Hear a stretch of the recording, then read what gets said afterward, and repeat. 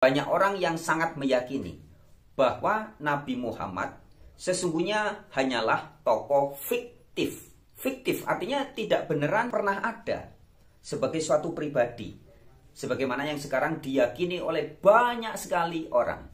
Baru-baru ini, dunia maya dihebohkan oleh sosok Donald Ignatius, nama yang belakangan memicu badai emosi dan kemarahan di berbagai penjuru, secara terang-terangan melontarkan klaim mengejutkan.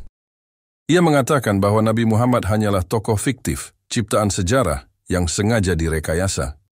Dengan nada sinis dan penuh tantangan, Donald menuduh bahwa Nabi Muhammad tidak pernah benar-benar ada, melainkan hanya sosok khayalan yang dijadikan alat untuk membangun kekuatan dan kekuasaan. Klaim ini bukan hanya menyakitkan, tapi menghina dan merendahkan keyakinan yang telah mengakar selama lebih dari 14 abad. Tidak heran jika pernyataannya ini membakar emosi umat, memunculkan gelombang protes, dan menjadikannya simbol dari arogansi yang membutakan. Adalah bukan rahasia lagi. Banyak orang yang sangat meyakini bahwa Nabi Muhammad sesungguhnya hanyalah tokoh fiktif. Fiktif artinya tidak beneran pernah ada sebagai suatu pribadi, sebagaimana yang sekarang diyakini oleh banyak sekali orang. Fiktif artinya tokoh ini adalah tokoh hasil imajinasi atau tokoh imajiner yang tidak sungguh-sungguh pernah ada. Adapun saya, Frans Donald, pada tahun 2007 di kota Batang, Jawa Tengah, saya pernah berjumpa dengan Dr. Sumanto Al-Qurtubi yang pada saat itu menjabat sebagai Ketua Nahdlatul Ulama Amerika Kanada.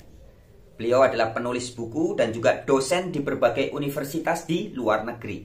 Nah, pada tahun 2007 itu, ketika beliau sedang liburan pulang ke Indonesia, yaitu di rumahnya di kota Batang, Jawa Tengah, saya sempat mengunjunginya dan kita bincang-bincang tentang banyak hal. Dan salah satu hal yang tegas disampaikan oleh Dr. Sumanto Al-Qurtubi adalah bahwa patut diduga kuat bahwa sesungguhnya Nabi Muhammad adalah tokoh fiktif, ya.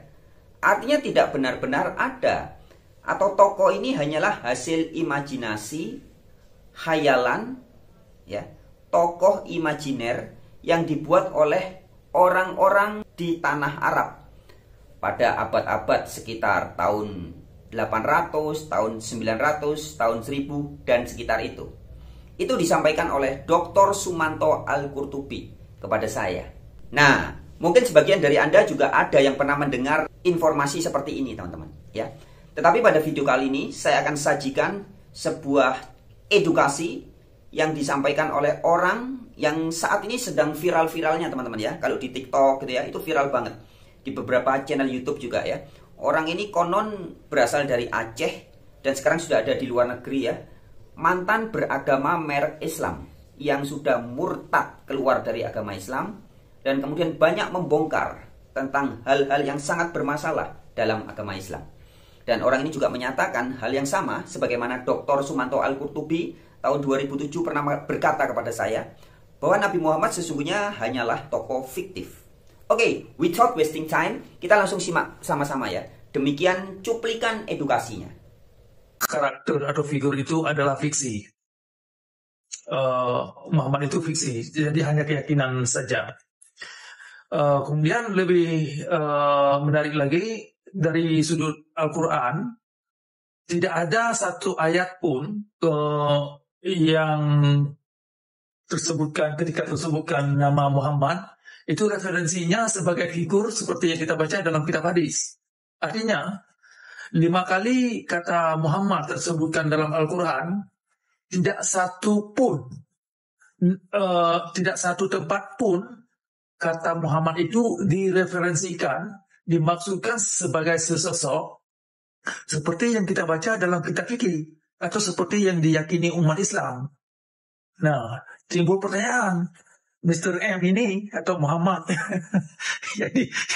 yang diyakini umat yang diagung-agungkan sehingga terjadi banyak pertumbuhan darah dan lain-lain, ya kan, segala kerutuhan yang terjadi oleh karenanya. Berarti orang Islam yang mereka ikuti adalah bayangan-bayangan fiksi Muhammad.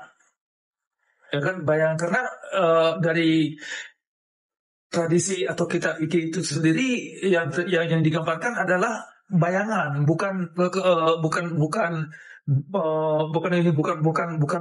karakter yang memang secara arkeologi bisa dibuktikan keberadaan Muhammad itu. Hanya sekedar keyakinan.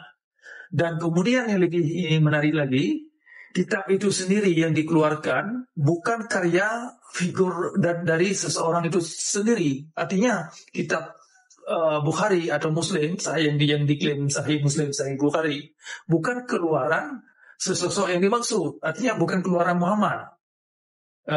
Jadi banyak sekali lapisan-lapisan yang cukup aneh dalam Islam itu yang memang perlu digugat. Ya kan, digugat. Menurut saya sejauh ini saya lihat, saya menyimpulkan figur Muhammad dalam agama Islam sungguh fiksi. Itu satu. Kemudian karakter-karakter yang ada di dalam kitab itu sendiri, kitab fikih dan kitab hadis, juga figur-figur fiksi, figur-figur buatan, bukan sesosok yang memang pernah terjadi. Bahkan yang lebih parah lagi, Donald dengan penuh keyakinan dan sok pintar menafsirkan asal-usul nama Allah secara sepihak dan sembrono. Dalam narasinya yang dianggap menghina, ia mengklaim bahwa nama Allah bukan berasal dari bahasa Arab atau tradisi Semitik kuno, melainkan berasal dari akar budaya Jawa. Ia berbicara seolah-olah memegang kunci kebenaran sejarah, padahal banyak yang menilai narasinya hanyalah upaya provokatif untuk merusak iman dan menyebar keraguan di hati umat. Nah, sahabat-sahabat, pemerhati channel Warta Kabar Baik dimanapun Anda berada. Kalau teman-teman sering mengikuti edukasi-edukasi yang disampaikan oleh Mbak Bisri dalam banyak video-video terdahulu, baik video live maupun yang nggak live ya teman-teman, Mbak Bisri sering sekali menegaskan bahwa sebagaimana kata Allah itu berasal dari bahasa Jawa yang artinya getaran, vibrasi, yaitu bahasa Jawanya Allah. Kemudian dibawa ke Arab dijadiin nama Tuhan. Kemudian juga kata Arab sendiri itu asalnya juga dari bahasa Jawa. Anane Rabi, Arab, dibawa ke sana jadi nama bangsa. Dan sesungguhnya kata Muhammad itu juga dari bahasa Jawa yang artinya yang jelas, yang terang, yang jelas, yang kelihatan. Itulah arti dari kata Muhammad. Yang jelas, yang kelihatan. Begitu. Ini kata sifat. Ya, jadi sesuatu yang disebut sebagai mukamat itu sesuatu yang jelas yang ada di dalam diri kita masing-masing, yang ada di dalam diri setiap manusia. Itulah mukamat. Jadi Allah adalah getaran vibrasi di dalam diri kita. Mukamat adalah sesuatu yang jelas, yang terang benderang. Tetapi sampai di Arab, Allah dijadikan nama Tuhan, mukamat dijadikan nama Nabi. Kira-kira begitu. Teman-teman bisa memahami ya yang saya maksudkan ya. Jadi ada korelasi hubungan yang sangat erat antara edukasi yang disampaikan oleh Bapak berjenggot tadi dalam cuplikan video tadi dengan edukasi yang selama ini disampaikan oleh Mbak Bisri. Jika Bapak berjenggot itu dengan tegas mengatakan, dan juga teman saya, Dr. Profesor Sumanto Al-Qurtubi itu, bahwa sosok Nabi Muhammad adalah sosok fiktif, tokoh fiktif yang dimunculkan oleh orang-orang Arab itu. Sedangkan kata mukamat yang sebenarnya adalah kata sifat yang berasal dari bahasa Jawa. Teman-teman bisa melihat ini korelasinya. Jadi edukasi yang disampaikan Mbak Bisri dan Bapak berjenggot itu selaras teman-teman ya. Meskipun masing-masing memberitakan atau menceritakan hal yang berbeda. Ya, Bapak berjenggot menceritakan tentang sosok Nabi Muhammad yang adalah fiktif, sedangkan Mbak Bisri menyatakan bahwa kata mukamat itu memang bukan sosok manusia. Ya, bisa dipahami teman-teman ya. Di sisi lain, Ustadz Felix dengan tegas menyatakan bahwa Nabi Muhammad bukan sekedar tokoh sejarah, beliau adalah penentu nasib manusia di akhirat. Saat semua makhluk dalam ketakutan, hanya satu yang akan memohonkan syafaat yaitu Rasulullah. Tanpa beliau, tak ada harapan keselamatan. Mencintainya bukan pilihan, tapi keharusan bagi siapapun yang ingin selamat dunia dan akhirat. Begitu saya mengenali Rasulullah SAW, bagaimana kemudian posisinya di hadapan Allah Subhanahu wa Ta'ala, dan bagi orang-orang yang mengharapkan ridha Allah, bagi orang-orang yang tahu tentang yaumil qiyamah, bagi orang-orang yang meyakini ada hidup setelah mati sebagaimana mereka meyakini bahwa dulu mereka mati.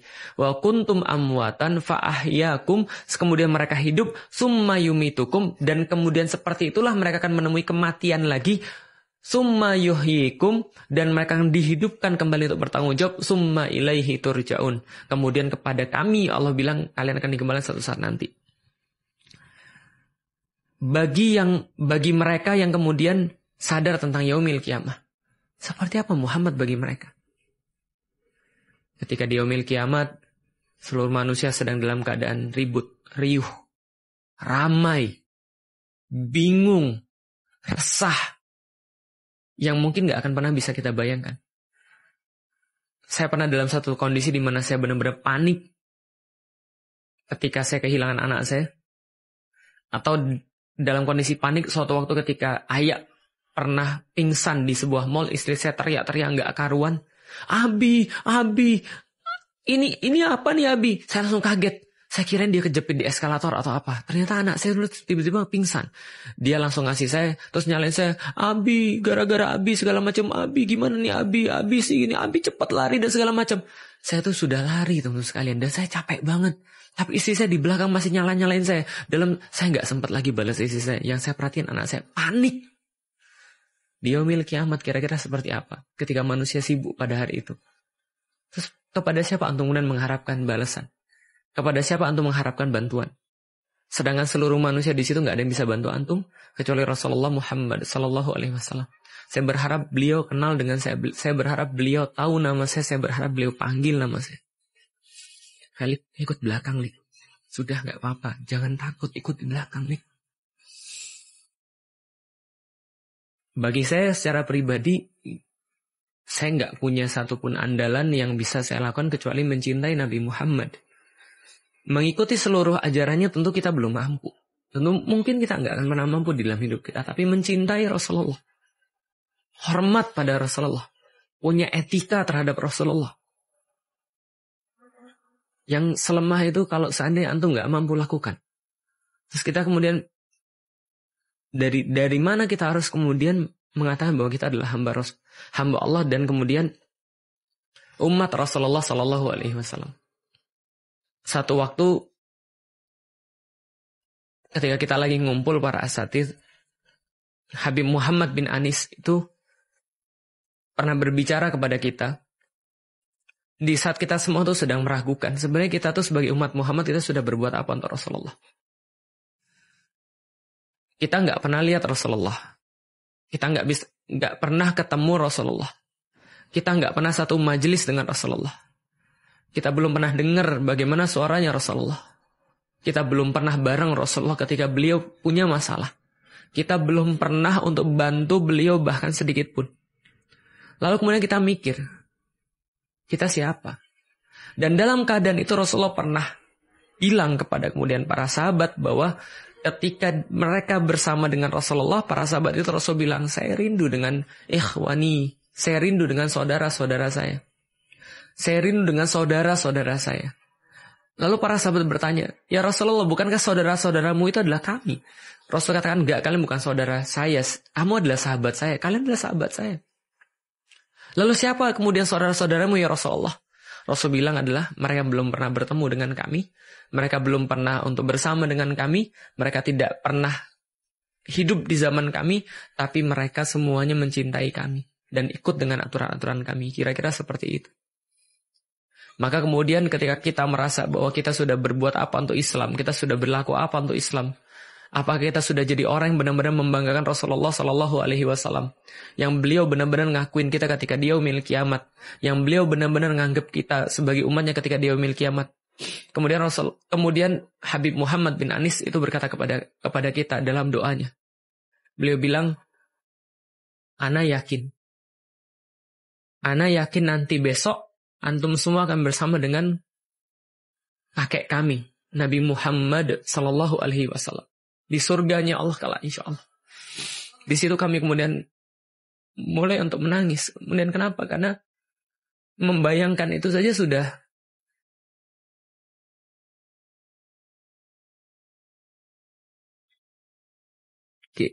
kita ingin bersama dengan Rasulullah Sallallahu Alaihi Wasallam. Maka kemudian beliau melanjutkan begini.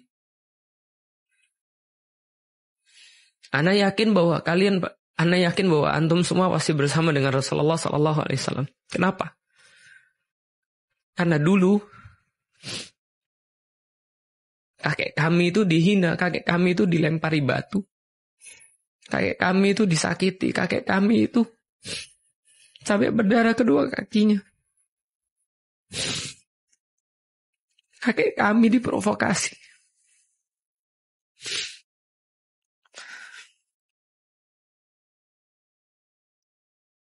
Di Taif, anak-anak yang melempari dia adalah anak-anak yang muda, anak-anak kecil, anak-anak yang gak ngerti apapun, diprovokasi bahwa beliau adalah orang-orang yang nanti akan menyebabkan kehancuran, ketegangan masyarakat dan seterusnya. Kakek kami dilempari, beliau berkata kakek kami dilempari, kakek kami dihina, kakek kami disakiti, kakek kami dimaki, dibentak. Tapi apa yang dilakukan oleh Rasulullah Sallallahu Alaihi Wasallam? Di sebuah kebun, Rasulullah ditanya oleh malaikat, wahai Muhammad, kalau kamu pingin, ini ada 2 gunung yang siap kami timpakan ke kepala mereka. Tapi Rasulullah yang dihina, dimaki, dibentak, disakiti, dilempari pakai batu, mendoakan mereka, jangan ya Jibril. Kenapa? Karena mereka bukan orang yang faham. Mereka nggak tahu. Sesungguhnya kaumku itu, kata Rasulullah, kaumku itu, mereka nggak tahu. Yang saya harapkan adalah keluar daripada tulang-tulang sulbi mereka, keturunan-keturunan yang kelak akan memuliakan agama Allah Subhanahu wa Ta'ala. Mereka akan masuk di dalam Islam. Habib Muhammad bin Anis menyimpulkan, antum nggak pernah menyakiti Rasulullah. Antum gak pernah ngelempari Rasulullah. Antum gak pernah menghina Rasulullah. Antum gak pernah bentak Rasulullah. Sedangkan sama yang menyakiti, yang membentak saja, yang melempari beliau saja, yang memfitnah beliau saja, beliau mendoakan. Apalagi sama antum.